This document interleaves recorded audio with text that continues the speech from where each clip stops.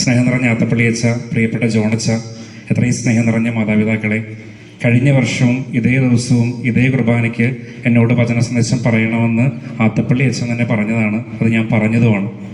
രണ്ടാമത് ഈ കൊല്ലം എന്നോട് പറഞ്ഞപ്പോൾ ഞാൻ പറഞ്ഞു, എനിക്ക് പുതിയതായിട്ടൊന്നും പറയാനില്ല. പിന്നെ ഞാനൊന്ന് ചിന്തിച്ചപ്പോൾ ഈ നവംബർ 2-ാം തീയതിയിൽ വേറെ എന്താണ് പുതിയതായിട്ട് പറയാനുള്ളത്? നമുക്ക് മരിച്ചവരെ പറ്റിയും മരണത്തെപ്പറ്റിയും ഉയർപ്പിനെ പറ്റിയും നിത്യജീവനെ പറ്റി അല്ലാതെ വേറെ എന്ത് പുതിയ ചിന്തയാണുള്ളത്? ഒരുപക്ഷെ ഈ ചിന്തകളോടെ ജീവിക്കാൻ പറ്റുക എന്നുള്ളതാണ് ഏറ്റവും പ്രധാനപ്പെട്ട കാര്യം. 2021 ഏപ്രിൽ 29-ാം തീയതി ഞാൻ നമ്മുടെ ലിസി ആശുപത്രിയുടെ ICUവിലേക്ക് നടന്നു പോയിക്കൊണ്ടിരിക്കുകയാണ്. PP കിറ്റ് ഇട്ടിട്ടാണ് പോണത്. കാരണം അത് കോവിഡിൻ്റെ സമയമാണെന്ന് നമുക്കറിയാം. കോവിഡിൻ്റെ സെക്കൻഡ് വേവ് ഒക്കെ കത്തി നിൽക്കുന്ന സമയമാണ്. ICUവിൽ ഒരു രോഗിക്ക് അന്ത്യകൂദാശ കൊടുക്കാൻ വേണ്ടിയിട്ടുള്ള പോക്കാണ്. അങ്ങനെ PP കിറ്റ് ഇട്ട് അന്ത്യകൂദാശയ്ക്കുള്ള സെറ്റപ്പുകളൊക്കെ ആയിട്ട് ഞാൻ ICUവിലേക്ക് കയറുമ്പോൾ ഈ പേഷ്യൻ്റ് ഏകദേശം മരണത്തോടടുത്തുകൊണ്ടിരിക്കുകയാണ്. അദ്ദേഹത്തിന് ഓക്സിജൻ ലെവൽ കുറഞ്ഞിട്ട് ഒന്ന് കയറിപ്പോരാൻ വേണ്ടിയിട്ട് നഴ്സുമാർ 4 പാട് നിന്ന് മാറി മാറി CPR കൊടുത്തുകൊണ്ടിരിക്കുന്ന സമയമാണ്. ആ സമയത്താണ് ഞാൻ ചെല്ലുന്നത്. ഈ CPRൻ്റെ ഇടയ്ക്ക് പോലും അദ്ദേഹത്തിന് ഇടയ്ക്ക് കിട്ടുന്ന ശ്വാസം വലിച്ചിട്ട് അദ്ദേഹം ഇങ്ങനെ നോക്കുന്നുണ്ട്. എൻ്റെ കയ്യിലൊരു പിടുത്തം പിടിച്ചു. ആ CPR കൊടുത്തു, പിന്നെയും കൊടുത്തു, കയറിപ്പോകുന്നില്ല. ആള് മരിച്ചുപോയി.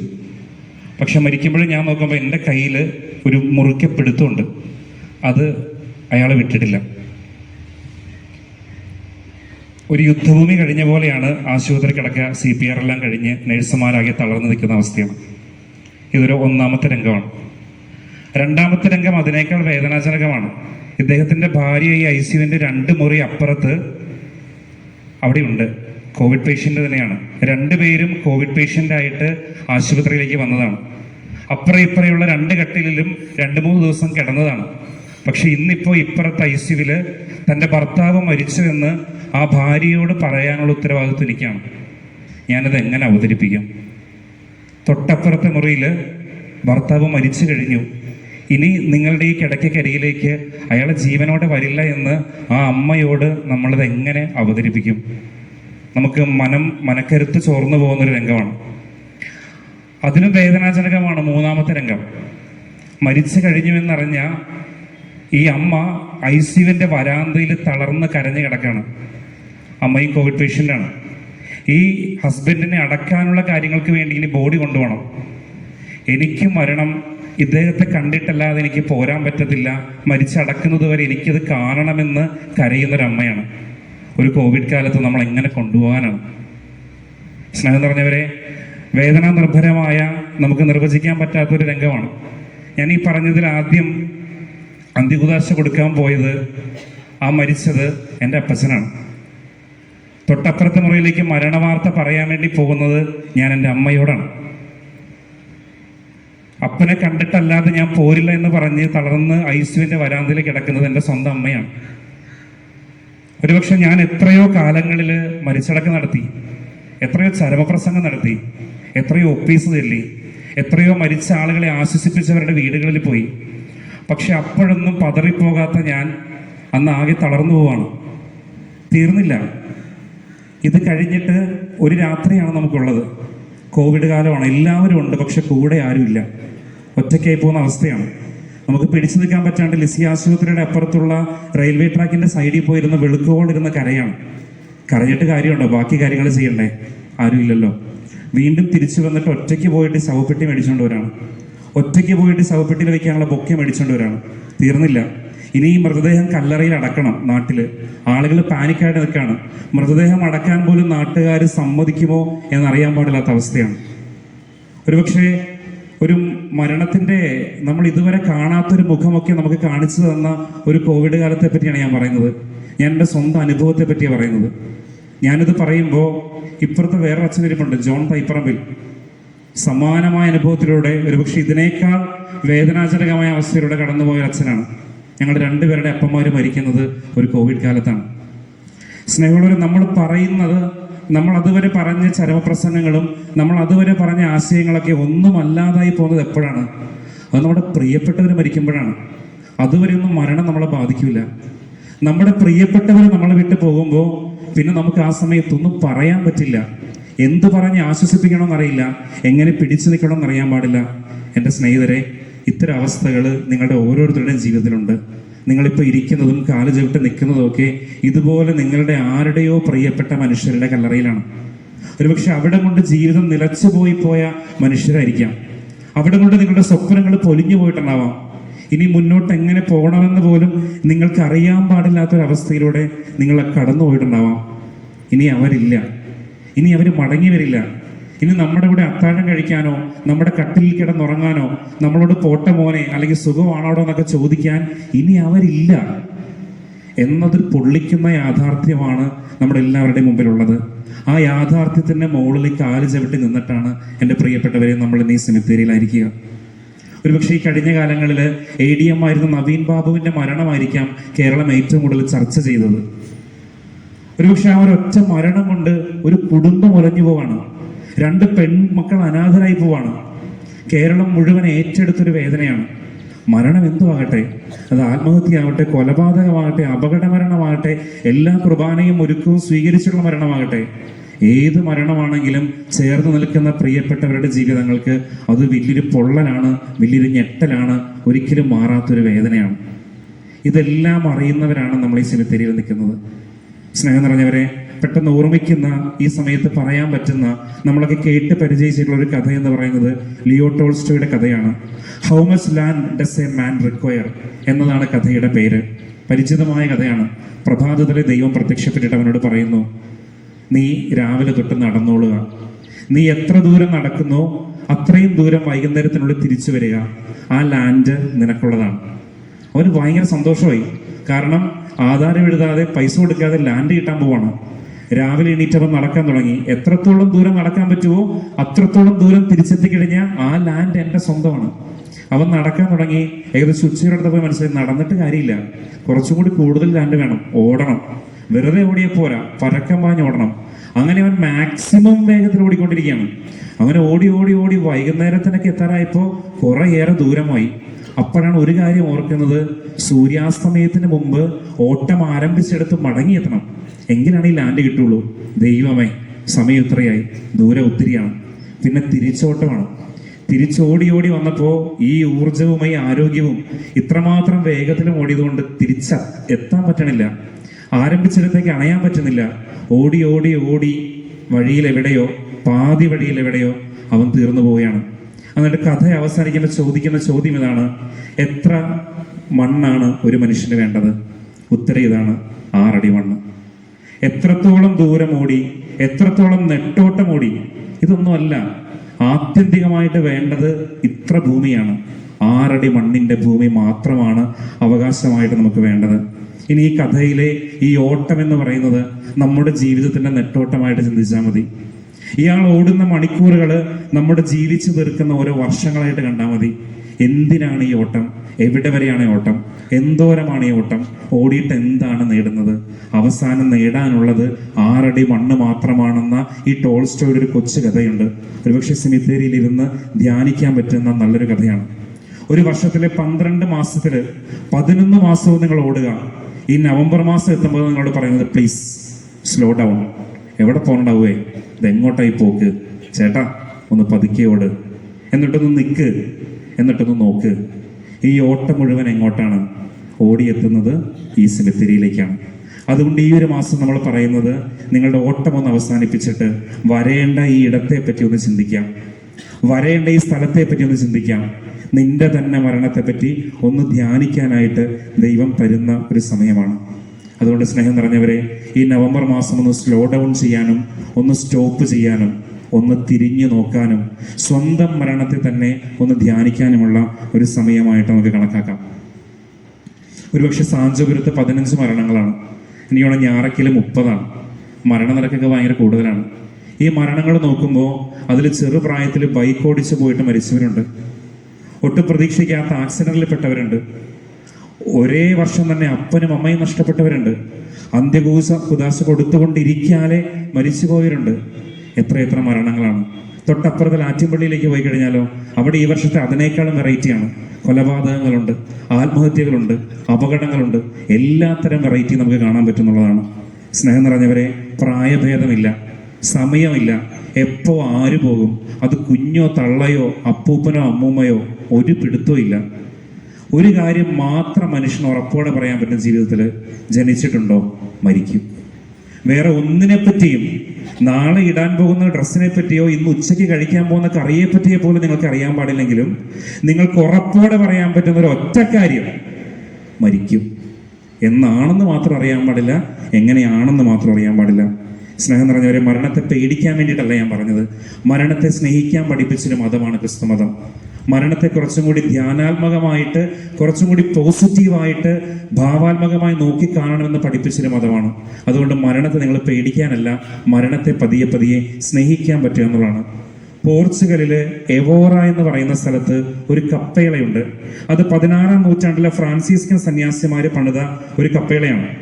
ഈ കപ്പേളയുടെ പ്രത്യേകത എന്താണെന്ന് വെച്ചാൽ, ഈ കപ്പേളയുടെ പേര് കപ്പെള്ള ദോസ് ഓസോസ് എന്നാണ്. അതിന്റെ അർത്ഥം അസ്ഥികളുടെ കപ്പേള.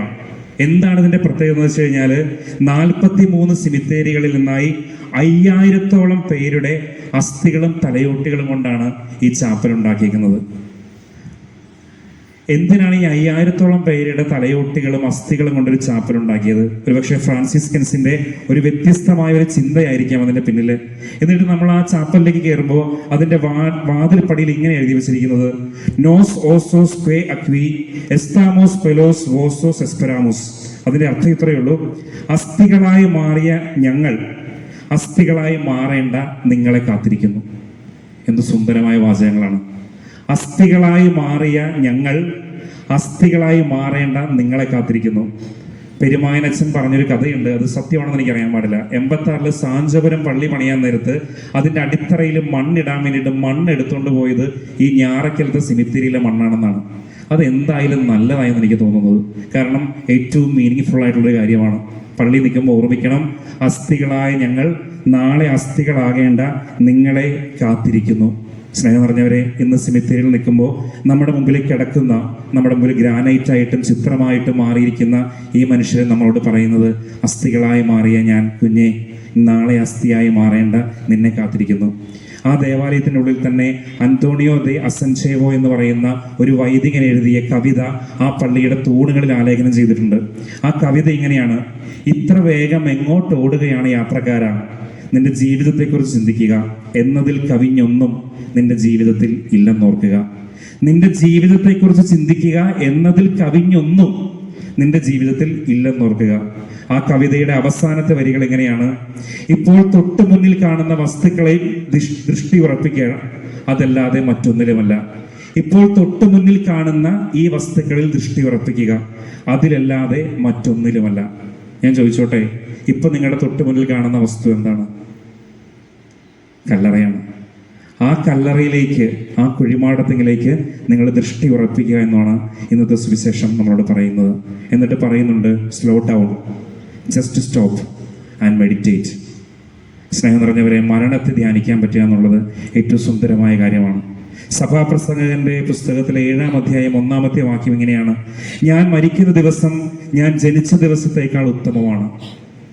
ഞാൻ മരിക്കുന്ന ദിവസം ഞാൻ ജനിച്ച ദിവസത്തേക്കാൾ ഉത്തമമാണ്. അങ്ങനെ പറയാൻ പറ്റുന്നത് എപ്പോഴാണ്? ജന്മം കൊണ്ട് ജീവിതം നല്ലതായിട്ട് മാറുമ്പോഴാണ്, നന്മയുള്ളതായിട്ട് മാറുമ്പോഴാണ്. നീ ജനിച്ചപ്പോൾ എല്ലാവരും ചിരിച്ചു, നീ മാത്രം കരഞ്ഞു. എന്നാൽ കുഞ്ഞെ, നീ മരിക്കുമ്പോൾ എല്ലാവരും കരയണം, നീ മാത്രം ചിരിക്കണം. അതിനൊത്തവണ്ണം നിന്റെ ജീവിതത്തെ ക്രമീകരിക്കുക. ഒരു ചിന്തകൻ പറഞ്ഞിട്ടുള്ള വാക്കുകളാണ്. സ്നേഹം നിറഞ്ഞവരെ, എൻ്റെ ജനിച്ച ദിവസത്തേക്കാൾ സുന്ദരമാക്കി എൻ്റെ മരിക്കുന്ന ദിവസം എനിക്ക് മാറ്റാൻ പറ്റുന്നത് എൻ്റെ ജന്മം കൊണ്ടും ജീവിതം കൊണ്ടും കർമ്മം കൊണ്ടും ഞാൻ സുന്ദരമായൊരു ജീവിതം എഴുതി തീർക്കുമ്പോഴാണ്. നമ്മൾ ലത്തീൻ പ്രയത്തില് ഒരു പാട്ടുണ്ട്, അത് മരിച്ചടങ്ങിന്റെ സമയത്തുള്ളതാണ്. കാർഡിൽ ന്യൂമാൻ എഴുതിയിട്ടതാണ്: നിത്യമാം പ്രകാശമേ നയിക്കുക എന്ന നീ, ചുറ്റിനും ഇരുൾ പരന്നിടുന്ന വേളയിൽ അന്ധകാരപൂർണമായ രാത്രിയാണ് പോൽ, നിൻ ഗ്രഹത്തിൽ നിന്നുമേറെ ദൂരെയാണ് ഞാൻ. നീ നയിക്കുക സാദരം വിഭോ, നിൻ പ്രകാശധാര തൂകി നീ നയിക്കുക. സ്നേഹമുള്ളവരെ, ഈശോയോട് പ്രാർത്ഥിക്കേണ്ടത് ഇരുട്ടിലാണ്, പലപ്പോഴും തെറ്റിലാണ്, വീഴ്ചയിലാണ്, നിന്റെ വീട്ടിൽ നിന്നും ഒരുപാട് ദൂരെയാണ്. എങ്കിലും കർത്താവെ, എന്നെ നീ നയിക്കണമെന്ന് പ്രാർത്ഥിക്കാം. 3 സംസ്കാരങ്ങളിലെ ചിന്തകൾ മാത്രം പറയാണ്. ഒന്നാമത്തത് ഗ്രീക്ക് സംസ്കാരമാണ്. ഗ്രീക്ക് സംസ്കാരത്തിൽ അവർ പറയുന്ന കഥ, മരിച്ചു കഴിഞ്ഞ് സ്വർഗരാജ്യത്തേക്ക് എത്തുമ്പോൾ ദൈവം രണ്ട് കാര്യങ്ങളാണ് നോക്കുന്നത്. ഒന്ന് നിന്റെ ഹൃദയം നോക്കും, രണ്ട് നിന്റെ കാല് നോക്കും. നിന്റെ കാല് വിണ്ട് കീറിയിട്ടുണ്ടോ? നിന്റെ കാല് തേഞ്ഞിട്ടുണ്ടോ? നിന്റെ ഹൃദയത്തിന് ഓട്ടകൾ വീണിട്ടുണ്ടോ? അങ്ങനെയാണ് ദൈവം പറയും, മോനെ സ്വർഗത്തിലേക്ക് പോകുന്നുള്ളൂ. നിന്റെ കാല് ഒരു തരത്തിലുമുള്ള വിള്ളലുകളോ ഒന്നുമില്ലാത്ത നല്ല മിനുസമുള്ള പാദവും അതുപോലെ തന്നെയുള്ള ഹൃദയമാണെങ്കിൽ ദൈവം പറയും, വിട്ടോ നരകത്തിലേക്ക്. കാരണം ആർക്കൊക്കെയോ വേണ്ടി തേഞ്ഞു തീരേണ്ടതാണ് നിന്റെ കാല്, ആർക്കൊക്കെയോ വേണ്ടി പകുത്തു കൊടുത്ത് ഞെരിഞ്ഞു പോകേണ്ടതാണ് നിന്റെ ഹൃദയം. ഇത് രണ്ടും പരിക്കേൽക്കാതെയാണ് നീ മരിച്ചു വരുന്നതെങ്കിൽ നിനക്ക് സ്വർഗരാജ്യം ഇല്ല എന്നുള്ളതാണ് ഗ്രീക്കുകാർ പറയുന്ന ഒരു വിശ്വാസം. ഇനി ഈജിപ്ഷ്യൻകാര് അവർ ബോഡിയൊക്കെ എംബാം ചെയ്യുമ്പോൾ മറ്റാന്തരാവയവങ്ങൾ എടുത്ത് കളയും, പക്ഷെ ഒരു ഹൃദയം മാത്രം അവിടെ സൂക്ഷിക്കും. അതിന്റെ ചിന്ത, ദൈവം ഹൃദയമാണ് അളക്കുന്നത്. നിന്റെ ജീവിതം എത്ര കാലം കൊണ്ട് എങ്ങനെയൊക്കെ ആയിരുന്നു ദൈവം അളക്കുന്നത് ഹൃദയമാണ്. അതുകൊണ്ട് മമ്മികളുടെ ഉള്ളില് ഹൃദയം എപ്പോഴും അവിടെ തന്നെ ഉണ്ടായിരിക്കും എന്നുള്ളതാണ് ഈജിപ്ഷ്യൻ സംസ്കാരം. മറ്റൊന്ന് ചൈനീസ് സംസ്കാരമാണ്. അവർ മൃതദേഹം എംബാം ചെയ്ത് വെച്ചിട്ട് ഫ്യൂണറൽ പാർലറിൽ കൊണ്ടു വെക്കും. ഏറ്റവും രസകരമായ ഇതാണ്, കൊണ്ടുവച്ചിട്ട് അവർ കുറേയേറെ കറൻസി മാലകളാക്കി കഴുത്തിലിടും. അയാൾക്ക് ഏറ്റവും പ്രിയപ്പെട്ട ഫുഡ് അവിടെ റെഡിയാക്കി കൊടുക്കും, അയാൾക്കുള്ള ഭക്ഷണം അവിടെ കൊടുക്കും. ഇനി വേണമെങ്കിൽ മൊബൈൽ ഫോണും കമ്പ്യൂട്ടറും കൂടി അവിടെ വെക്കും. എന്തുകൊണ്ടാണ്? ഇനി അയാൾ ഒരു അടുത്ത യാത്രയ്ക്ക് പോവാണ്. ഈ കറൻസി എന്താണ്? അയാൾ സ്വർഗരാജ്യത്തിലേക്ക് ചെല്ലുമ്പോൾ ഗേറ്റ് കീപ്പർക്ക് കൊടുക്കാനുള്ള കൈമണിയാണ് ഈ കറൻസി. അയാൾ എത്തിക്കഴിയുമ്പോൾ അയാൾക്ക് ഇടാനുള്ള ഡ്രസ്സുകളാണ് അതൊക്കെ. ഇതാണ് ചൈനീസ് സങ്കല്പം. എൻ്റെ പ്രിയപ്പെട്ടവരെ, നമുക്ക് കൊണ്ടുപോകാനുള്ള കറൻസി എന്ന് പറയുന്നത് നമ്മൾ ചെയ്യുന്ന നന്മ പ്രവർത്തികളാണ്. ഇവിടുന്ന് സ്വർഗവാതിൽക്കൽ എത്തുമ്പോൾ നമുക്ക് കാണിക്കാനുള്ളത് വേറൊരു ഐഡന്റിറ്റി കാർഡുമല്ല. ജീവിതത്തിൽ എത്ര കാലം നമ്മൾ നന്മ ചെയ്തു, എന്ത് നന്മകൾ ചെയ്തു, അതാണ് കയ്യിലുള്ളത്. അത് മാത്രമാണ് കയ്യിലുള്ളത്. മേടിച്ച കാറോ മേടിച്ച എസ്റ്റേറ്റോ കയ്യിലുള്ള ആസ്തിയോ ബാങ്ക് ബാലൻസോ ഒന്നും ഈ യാത്രയിൽ കൂടെ ഉണ്ടാവില്ലെന്ന് നമ്മളിത് ഓർമ്മപ്പെടുത്തട്ടെ. ഒരുപക്ഷെ നമ്മൾ വൈപ്പിങ്ങരക്കാരാണ്. ഈ വൈപ്പിങ്ങരക്കാർ ഒരുപാട് ജീവിതാനുഭവങ്ങൾ കണ്ടതാണ്, വിഷമത്തെ ദുരന്തങ്ങൾ കണ്ടതാണ്. നമ്മൾ വസൂരി വന്ന ആളുകൾ മരിച്ചത് കണ്ടിട്ടുള്ളതാണ്. ആ സമയത്തൊക്കെ ആളുകൾ അടക്കിയ സർവോദയം കുര്യനെയൊക്കെ നമ്മൾ എത്രമാത്രം ആദരവോടെ നോക്കേണ്ടതാണ്. കടലാക്രമണങ്ങൾ കണ്ടുള്ള മണ്ണാണിത്. ഒരുപാട് മരണങ്ങളും ഒരുപാട് ജീവിതങ്ങളൊക്കെ കാണുമ്പോൾ സ്നേഹം നിറഞ്ഞവരെ, ആർക്കെങ്കിലേക്ക് തിരിവട്ടമാവുക എന്നുള്ളതാണ് ഏറ്റവും പ്രധാനപ്പെട്ടത്. ഒരു പൂവായെങ്കിലും മാറുക. കാരണം അത് പറിച്ചു കളയുന്നവന് പോലും പൂമണം കിട്ടും എന്നുള്ളതാണ്.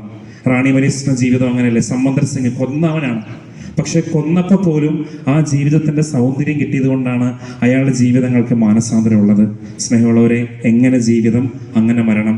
ഒരു വന്യനായ വയോധികൻ അവിടേക്ക് കടന്നു വരുന്ന ആളുകളോട് എപ്പോഴും പറയുന്നൊരു കാര്യമുണ്ട്, ജീവിതത്തിൽ നിങ്ങളുടെ മുമ്പിൽ രണ്ട് ചോയ്സ് ആണുള്ളത്. ഒന്നുകിൽ നിങ്ങൾക്ക് ലൂസിഫർ ആകാം, അല്ലെങ്കിൽ ലുക്സാർവികർ ആകാം. ഇത് രണ്ടും ലാറ്റിൻ വാക്കാണ്. ഇതിന്റെ അർത്ഥം പ്രകാശം വഹിക്കുന്നവൻ എന്നുള്ളതാണ്.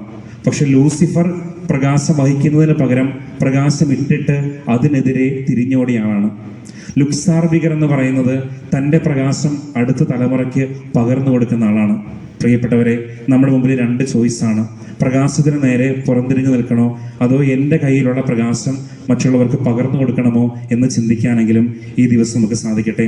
ഒരു കുഞ്ഞു കവിത ഇങ്ങനെയാണ്: മരണത്തോട് ജീവിതം ചോദിച്ചു, എന്തുകൊണ്ടാണ് മനുഷ്യർ എന്നെ സ്നേഹിക്കുകയും നിന്നെ വെറുക്കുകയും ചെയ്യുന്നത്? അപ്പോൾ മരണം പറഞ്ഞ ഉത്തരം ഇതാണ്. കാരണം ജീവിതത്തോട് മരണം പറഞ്ഞ ഉത്തരം ഇതാണ്: കാരണം നീ സുന്ദരമായൊരു നുണയും ഞാൻ ക്രൂരമായ സത്യവുമാണ്. ക്രൂരമായ സത്യമല്ലെങ്കിലും മരണം ആഴമുള്ള ഒരു സത്യമാണ്. സ്നേഹം നിറഞ്ഞവരെ, അതുകൊണ്ട് ഈ ആഴമായ സത്യത്തിൻ്റെ അർത്ഥം മനസ്സിലാക്കുവാനും കുറെ കൂടി ഒരുക്കത്തോടെ ജീവിക്കാനും ഒക്കെ ഈ കാലഘട്ടത്തിൽ ഞങ്ങളെ സഹായിക്കണമേ എന്ന് പ്രാർത്ഥിക്കാം. ഞാനിവിടെ നിൽക്കുമ്പോൾ ഇവിടെ കാർന്നോമാർ മാത്രമല്ല ഈ സിമിത്തേരിയിൽ. കാർന്നോമാർ സാധാരണ പള്ളിയിലേക്ക് വരുമ്പോൾ സിമിത്തേരി കയറുന്നത് പതിവാണ്, അവർ പ്രാർത്ഥിക്കുന്നതും പതിവാണ്. പക്ഷേ ഇവിടെ നിങ്ങൾക്കിടയ്ക്ക് കുറച്ച് ന്യൂജൻ പിള്ളേരുണ്ട്. എനിക്ക് അവരോടാണ് ഈ അവസാനമായിട്ട് പറയാനുള്ളത്. അവർ ഈ സിമിത്തേരിയിലേക്ക് ഒന്ന് ഓടി വരാൻ ഇഷ്ടപ്പെടുന്നവരല്ല, കുറച്ചൊക്കെ മാറി നിൽക്കുന്നവരാണ്. സിമിത്തേരിയോടൊക്കെ കാർന്നോമാർ കാണിക്കുന്ന ആദരവും ഓപ്പൺനെസ്സൊക്കെ ഇന്നത്തെ ന്യൂജനിനുണ്ടോ എന്ന് എനിക്കറിയാൻ പാടില്ല. എൻ്റെ ഒരു കൂട്ടുകാരി 23 വയസ്സുള്ളൊരു പെൺകുട്ടിയാണ്. 2022 ഓഗസ്റ്റ് 8 അവൾ അവളുടെ ഇൻസ്റ്റഗ്രാമിൽ കുറിച്ച ഒരു സ്റ്റോറി മാത്രം ഈ ന്യൂജൻ പിള്ളേർക്ക് വേണ്ടി പങ്കുവെച്ചുകൊണ്ട് ഇത് അവസാനിപ്പിക്കാമെന്ന് എനിക്ക് തോന്നുന്നു. മരണത്തെ വളരെ രസകരമായി നോക്കിക്കാണുന്ന ഒരു പെൺകുട്ടിയുടെ കുറിപ്പാണിത്. എൻ്റെ മരണത്തിൻ്റെ അന്ന് എന്നാണ് അവളുടെ ഇൻസ്റ്റാ സ്റ്റോറിയുടെ പേര്. അതിലവൾ പറഞ്ഞിരിക്കുന്ന ഓരോ കാര്യങ്ങളുമാണ് ഞാനിപ്പോൾ നിങ്ങളോട് പറയാൻ പോകുന്നത്. ഒരു പൊതുദർശനത്തിന് ശേഷം കുഴിയിലേക്ക് ഇറങ്ങാനുള്ള ഭാഗ്യം സിദ്ധിക്കുകയാണെങ്കിൽ എൻ്റെ മരണത്തിന് എനിക്ക് കുറച്ച് അന്ത്യാഭിലാഷമൊക്കെ ഉണ്ട്. അന്നെങ്ങാനും പറയാൻ പറ്റിയില്ലെങ്കിലോ എന്ന് ഓർത്തിട്ടാണ് ഇപ്പോഴേ പറഞ്ഞു വെക്കുന്നത്. പുതിയതൊന്നും വാങ്ങിത്തരണ്ട, എൻ്റെ അലമാരിയിലുള്ളത് ഒടുപ്പിച്ചാൽ മതി. എളിമ കൊണ്ടൊന്നുമല്ല, ഞാൻ ഉപയോഗിക്കുന്നതെല്ലാം എനിക്കിഷ്ടമുള്ളതാ. Black and white, white and white, black and black, ഇത്രയും കോമ്പിനേഷൻസ് എനിക്ക് വേണ്ട. ഷൂസ് നിർബന്ധമാണെങ്കിൽ മാത്രം ഞാൻ ഉപയോഗിക്കുന്ന സെയിം ഷൂസ് തന്നാൽ മതി. ചെരുപ്പിനടിയിൽ ചളി ബുദ്ധിമുട്ടാണെങ്കിൽ ചെരുപ്പ് തന്നെ അങ്ങ് ഒഴിവാക്കിയത്. ഞാൻ എന്തായാലും എഴുന്നേറ്റ് ഓടാനൊന്നും പോണില്ല, നിങ്ങൾ തന്നെ എന്നെ എടുക്കേണ്ടി വരും. വെള്ളക്കെട്ടും വെള്ളപ്പഞ്ഞിയും ഒഴിവാക്കാൻ ശ്രമിക്കുമോ? ചെറിയൊരു ഇന്നവേഷൻ കൊണ്ടുവരണമെന്ന് ആഗ്രഹമുണ്ട്. തലയ്ക്ക് ചുറ്റുമുള്ള വെള്ളക്കെട്ടിന് പകരം എനിക്ക് മഞ്ഞ മതി. മൂക്കിലെ പഞ്ഞികൾ ഒരെണ്ണം പിങ്കും മറ്റേത് സ്കൈ ബ്ലൂവും ആക്കാൻ പറ്റുമോ? ചുരുക്കം പറഞ്ഞാൽ എനിക്കെല്ലാം കളർഫുൾ ആവണം. മരവിച്ച വെള്ള എനിക്കിഷ്ടമല്ല. ഫ്ലെക്സ്, സ്റ്റാറ്റസ്, സ്റ്റോറി എന്നിവയ്ക്കുള്ള ഫോട്ടോ എൻ്റെ പോസ്റ്റ് അല്ലെങ്കിൽ ഹൈലൈറ്റിൽ നിന്നും നിങ്ങൾക്ക് സെലക്ട് ചെയ്താൽ മതി. നിങ്ങളുടെ സൗകര്യാർത്ഥം ഞാൻ എൻ്റെ അക്കൗണ്ട് പബ്ലിക് ആക്കിയിട്ടുണ്ട്. ഇതാണ് അവളുടെ ഒന്നാമത്തെ കുറിപ്പ്. രണ്ടാമത്തെ കുറിപ്പ് അതിനേക്കാൾ രസകരമാണ്. ദയവ് ചെയ്ത് സ്ഥിരം ശോകഗാനം റിപ്പീറ്റ് പാടി വെറുപ്പിക്കരുത്. എൻ്റെ പ്ലേലിസ്റ്റ് ഞാൻ ഷെയർ ചെയ്തേക്കാം, അത് മാത്രം മതി. എൻ്റെ ബോഡിക്കരികിലിരുന്ന് ഗിറ്റാറൊക്കെയായി നല്ല വൈബിൽ എൻ്റെ നെഞ്ചാകെ നീയല്ലേ എന്ന് പാടുന്നത് ഓർത്തിട്ട് തന്നെ രോമാഞ്ചം വരുന്നു.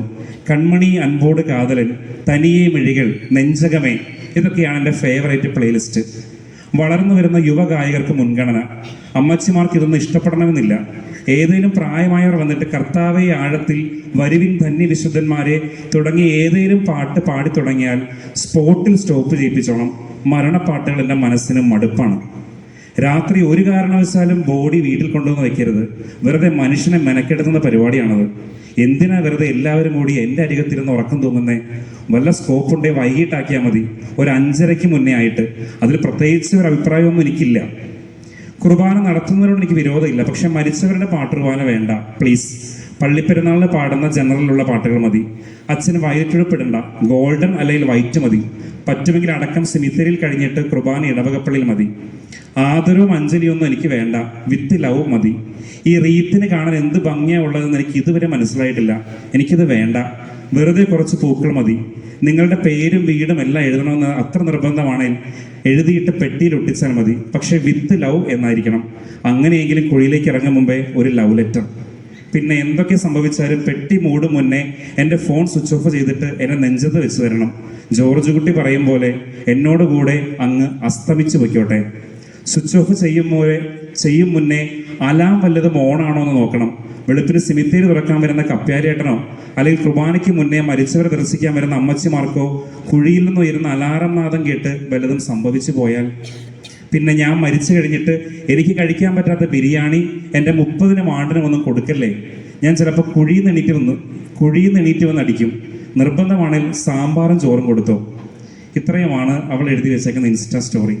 എന്ത് രസകരമായിട്ടാണ് ഒരു പെൺകുട്ടി സ്വന്തം മരണത്തെ നോക്കിക്കാണുന്നത്.